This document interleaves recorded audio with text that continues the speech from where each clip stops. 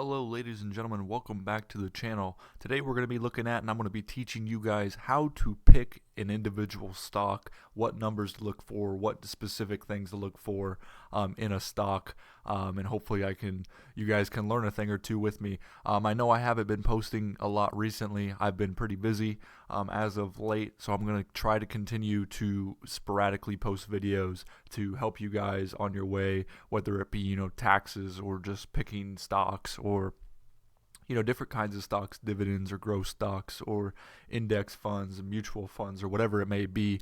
Leave in a comment section below what you guys would like to see. I'll try to get it posted at some point. I appreciate the continued growth. As you see, we're climbing to that 100 subscriber mark.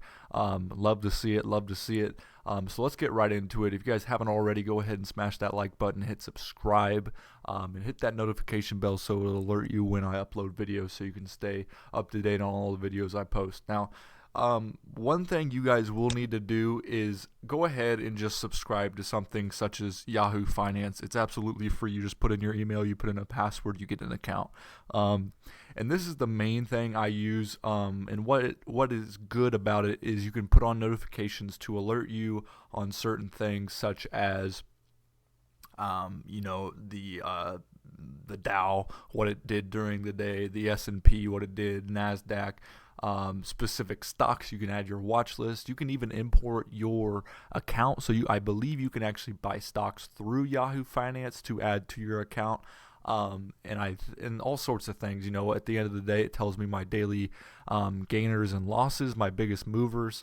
And then at the end of the week, it also tells you your biggest gains/losses over the course of the week. So a lot of good recap stuff, and it'll publish articles that relate to your stocks. I'm invested in ADM, Archer Daniel Midland, which is a agricultural thing. So a lot of the Chinese trade war stuff, a lot of that different stuff, it'll alert me about news headlines that pertain to my particular stock. So a great website. So go ahead and sign up for this. And then on this, you can research individual stocks. Like I said, I like Disney stock. If you guys have stayed with me for a long time, I do love Disney stock. It's actually down a little bit. And once we start breaking things down and what to look for when picking a stock, I'll start to explain that. So it has all sorts of things: previous close, open, bid, ask, day range, 52-week range, volume, average volume, market cap, beta, PE ratio, EP, earnings per share, earnings date, forward dividend and yield, ex-dividend date, and 1 year target estimate. That's all on the front page. And if you scroll a little further, I don't know why that's playing. I thought I had that paused. You can see different articles relating to potential Disney things and some other things that are more on the broader term of the market. And then you also see over here various things such as buy/sell, analyst breakdowns, and stuff like that. So let's look at some of these numbers on this main page. One big thing is market cap, just to see the size of the company. It isn't the most important thing in the world, but usually a good market cap in the billions is usually a relatively large company. And then the next biggest thing, other than open or days range or 52-week range, is probably the PE ratio. My biggest philosophy when looking at PE ratio, and I've taken a class and the professor in that class said that a lot of times a higher PE ratio means there's going to be higher growth, which is usually true. But when I look at a PE ratio, as you guys see, this is in the 20s. And I believe Jeremy at Financial Education will also tell you the same thing. I look for ones that are 10 and below, maybe an 8 or a 9 or even a 10, sometimes an 11 or 12. Usually the lower ones, I look at those, which means they're a very good buy-in point. It doesn't always mean they're going to grow. That's the thing you got to be worried about. It means that the value of the share price, which you can find up here, the 140 or whatever number it may be, and then the day's addition or subtraction of the value, whatever that number is, it's very good. So the PE ratio means that it's a very good buy-in point if it's pretty low. And again, that doesn't always mean there's going to be a good deal on it. 20 is pretty high. 20 means that the growth's been good. Disney's a massive company, but it means it's probably a little bit overvalued. I did purchase around 135, so I did buy it pretty high, but that's just because I like the dividend on it. I'm not entirely sure why it doesn't show the dividend here. We may have to scroll through and find that real quick. But I like the dividend. I love Disney as a company, and then you can look at the 1-year target estimate is about 160. So I wouldn't entirely base your investment based on that target estimate, but I do think that is something to take into value because a lot of those things, a lot of those target estimate 1 year, they're from analysts who have been doing this their whole life, so they are relatively knowledgeable. Let's go down to this right size real quick so people also watch. I wish this would stop playing. Certain stocks there. I believe this EPS, throughout the various quarters, beat, and missed, and beat. And then February 3rd will be their next earnings announcements, their financials. I said that really weird. I apologize. Then I like looking at this graph. This is from the analyst once again. And then it has strong buy, hold, underperform, and sell. As you guys see, mostly buys and strong buys. Some holds, one sell. Not too worried about Disney. I'm gonna hold on to that as long as I can. And then you get an even further breakdown, a more simplification of that, which is just a 2, which is a buy on the scale.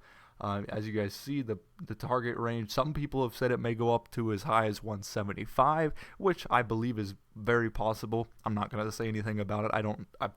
I wouldn't call it, I wouldn't guarantee it, but I think 175 could be a realistic thing. Then you have upgrades and downgrades, and then Disney versus the entertainment sector.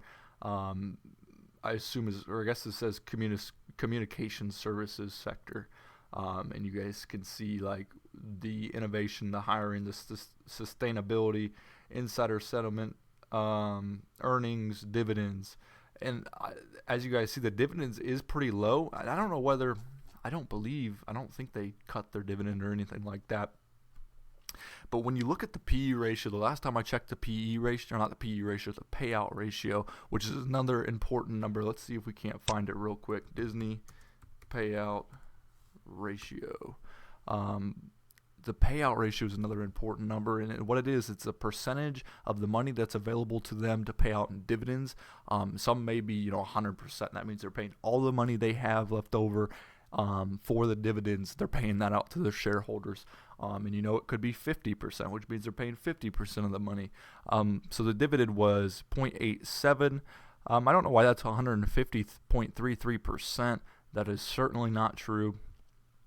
The one I saw most recently, let's see if this pulls it up. It said it was like 19% or something like that. Yeah.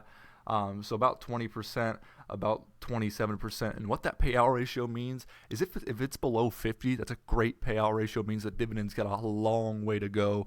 It means it's got plenty of growth left. And for a company like Disney, obviously they can increase that dividend if they wanted to. So not to keep this video too long, but there's a couple other things you may want to look at, which would be the financials. You could look at different things on the income statement, such as profit, net income, things such as that, just to see whether their cash their net income has been increasing, their gross profit's been increasing. Obviously that they're in the green rather than the red on their financials. You can look at their balance sheet and hope to see that their assets have been increasing year over year. If there's a lull in the year, as you guys see here, that's not necessarily the worst thing in the world.